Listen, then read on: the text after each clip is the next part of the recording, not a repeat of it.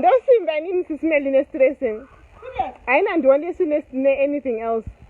Don't listen a good living. I'm just being stressed.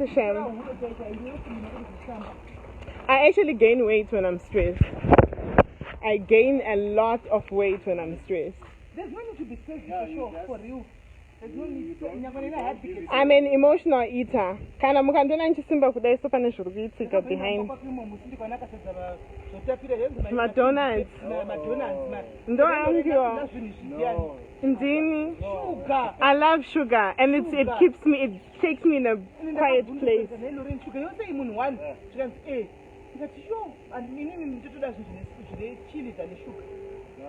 And I love sugar. Rice. I don't even buy those things. I should just start and think. But sugar. Do you know that's they used to? Do you know I used to shake if I don't eat sugar? Serious? How did you ever check sugar? And dinner, I used to check a lot. Oh yeah, if it comes in your mouth, controls you. And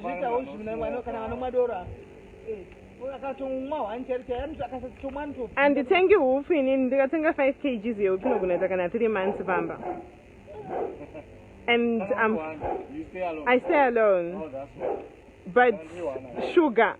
Now okay, you see that's all packed inside. Okay, so people can pack. Yeah, and inside can fit like 15 parts. Okay. Or 15 to 20. Alright. No. I was three, 4 months. Inside I'm going to yellow rain. You can't infinity. And I'm still getting in. I'm just going to pick the kids up and come back now. Oh, I said three. So just let's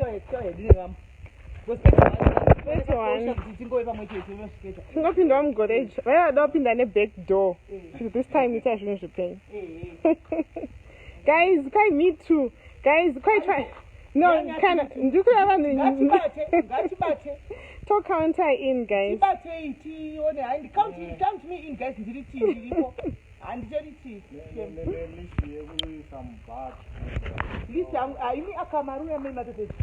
Amarula. Didn't you 52-year-old yeah. I'm not going to I can't do my dad is right, but I'm going to 52 years of age. I say you're going to 52. Didn't you 52-year-old yeah.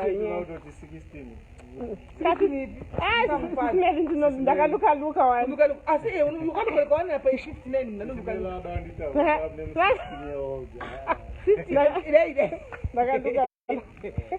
My dad is right. You don't look 33. You look 52. So I'm going to put in the 52-year-old and the 52-year-old. They must update their phones. It's important. But the sugar is sugar. Right, guys, how many are in? Tiribangani vari mujobeki vanenge vari panapa ini hangu ndiripo 1 ini ndendiripo 1 vanhu vari pamwe vari kuda kuuya guys tingoedi pa250 hate tiripo pano tichina kigwedu kwai panodiwa vanhu vakure ndidewedza ikadaisa chanhasi zvaona jobeki ikadaisa yaita zvokuti hainai mobva maya nemaswimming costume yenyu ani mana swimwe moya neswimwe yenyu moya nemaswimwe yenyu muchinyatsoswima nevanhu venyu kana vasina mozotsvagira pano handitika panenge pane vanhu ngikiri varume vanenge varipo vachichakupai panapa musi wa 31 saka moona 250 chete hanzvadzi hanzvadzi ndo shefu wedu vati ndo shefu wediaries kubva nhasi zvichinda mberi patinochida kuita mafunction edu pano hanzi kupi kunei kunonzi kui Boxburg Sunward Park mujobek Sunward Park kuzofara zvemusa 31 tipinda mugore dzatose ndowapa namba yemabookings aingoisai loreni chingoisa okay ndipo panotaipiwa akunambotaipa namba ndoda kuita sveka live yange 068 018 9710 we just need confirmations and 250 and cash back.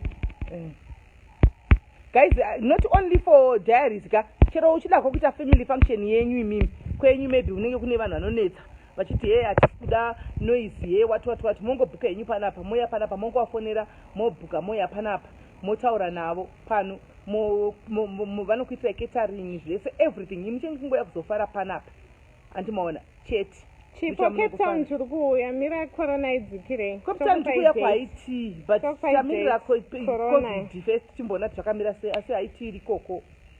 Thank you Agnes. Merry Christmas to all the diaries. Elder doubt today what do you say? What do you say for Elder? Oh, Sis Melly. Vananga vakandibvunza kuti wakombeita sendo zvandakaita. Usho. Uyu ndezvaakaita usho. Usho. Ndakasimba. Usho. Mamuona ka? Yes, Mamuona ka?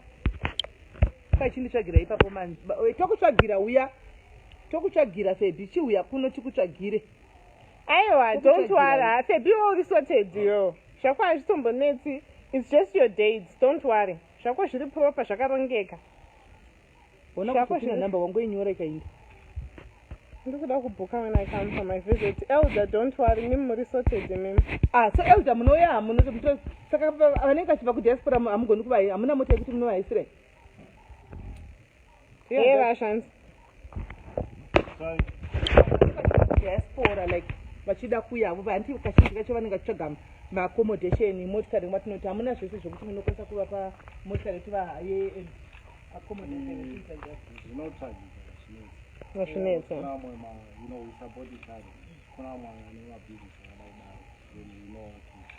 I'm actually considered by profession. All right. My places are no recommended. My friend amazing. Thank you. Merry Christmas.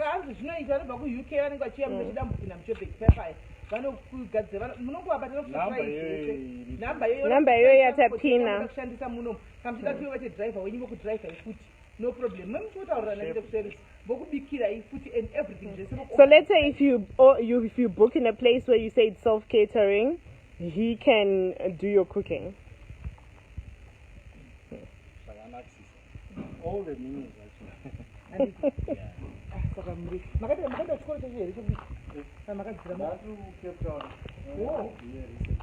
Okay. Oh wow.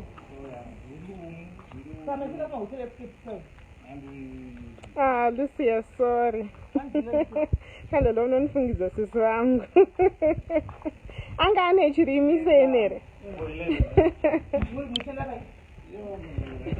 I'm going to read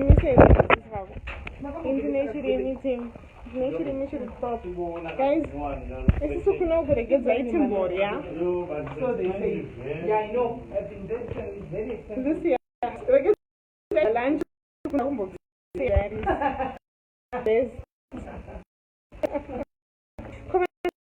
I'm supposed to film swimming pool.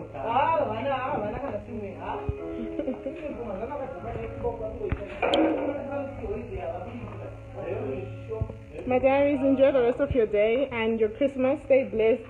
Mugawe birthday. Shall we count down here a few hours to her birthday? Huh? Jama fire. 2020. I'm my birthday. iPhone 12.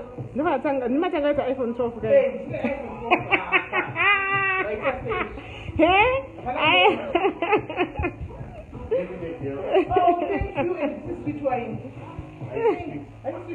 It's dry.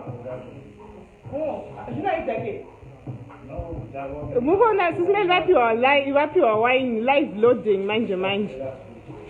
It's in sound mood.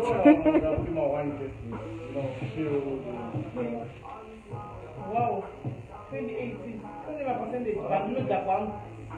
Your way. No, 14%. Tell nice Sis Melly. 14% is nothing. 14%. 215 day Muswe 31 kuna singles and couples event, and it's a 5-course meal, and then it's an open bar. It's a cash bar.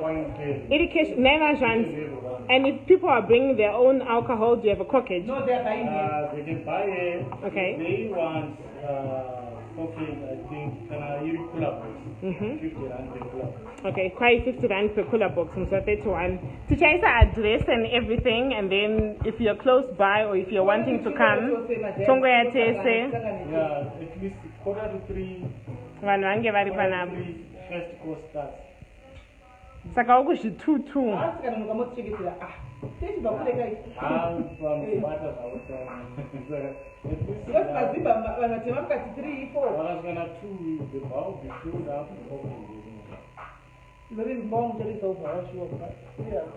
Even space. Even space, we've got a lot of space. Guys, enjoy the rest of your day. Sis Melly Manzana, my happy birthday, Pana. Thank you, guys. Thank you. Magana muku to the live there. Your birthday. Aye, what took the live?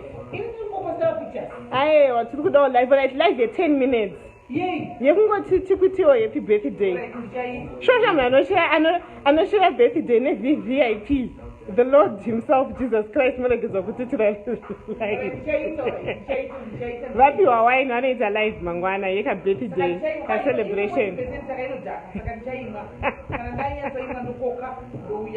Motion me alive, yes, Sis Melly Mangwana birthday, 2 minutes. Then teacher update everything, this event, her page later on. Please stay blessed and enjoy your Christmas, guys.